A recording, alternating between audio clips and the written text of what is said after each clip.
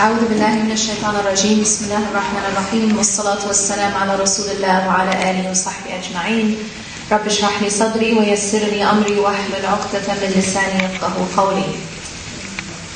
Whenever I start, or before I begin with this dua, and the reason why I always begin with this dua is because it's the dua that Musa alayhi salam, Moses, said before he went upon and basically took on a very, very heavy mission. And that mission was that he was given the job of approaching the greatest tyrant to walk the earth, and that is Pharaoh. And before he went to take on this heavy task, he made this dua, this supplication to Allah subhanahu wa ta'ala. Rabbi shrah li sadri, oh my Lord, expand my chest. You know, sometimes when in life, right, we have difficult tasks. We all have gone through things where it's difficult, and we know we have to do it, but it's difficult, right? I'm sure all of you have taken some exam recently where maybe you felt that way, or anything in life that's difficult.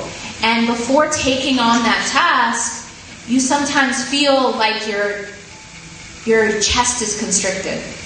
And so this dua is actually asking, the beginning of this dua is asking for Allah, for God to expand his chest. Rabbi shrah li sadri wa yassir li amri, and make my matters easy for me.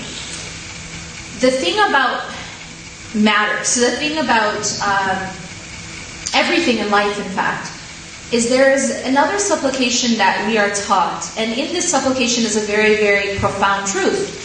And that profound truth is this: Allahumma la sahla illa ma ja'altahu sahla. That, oh God, there is nothing that is easy except what you make easy.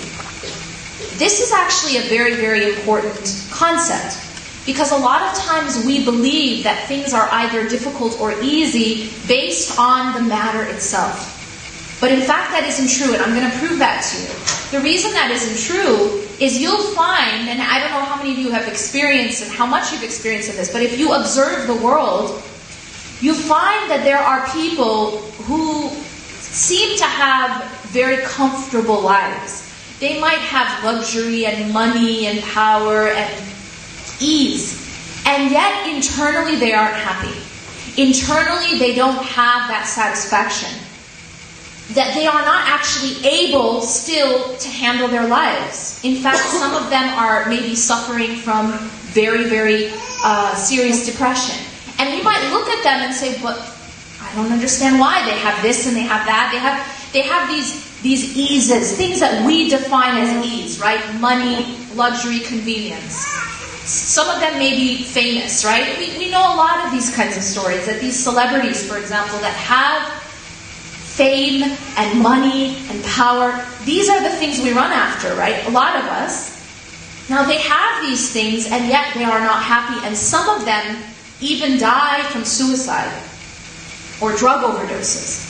So the question becomes, well, wait, what's missing here? And then you look at other people from third world countries, people who don't have the luxuries, that the things that we consider, the good things in life. They don't have those things, and yet they have contentment. So then the question becomes, well, what exactly is it that makes a person have ease in their life, and what is it that makes a person have difficulty? And when you really study it, what you find is that ease is only what God makes easy. And it doesn't have to do with just what's happening in your life, because there are people who have very, very difficult lives, and yet internally they're content.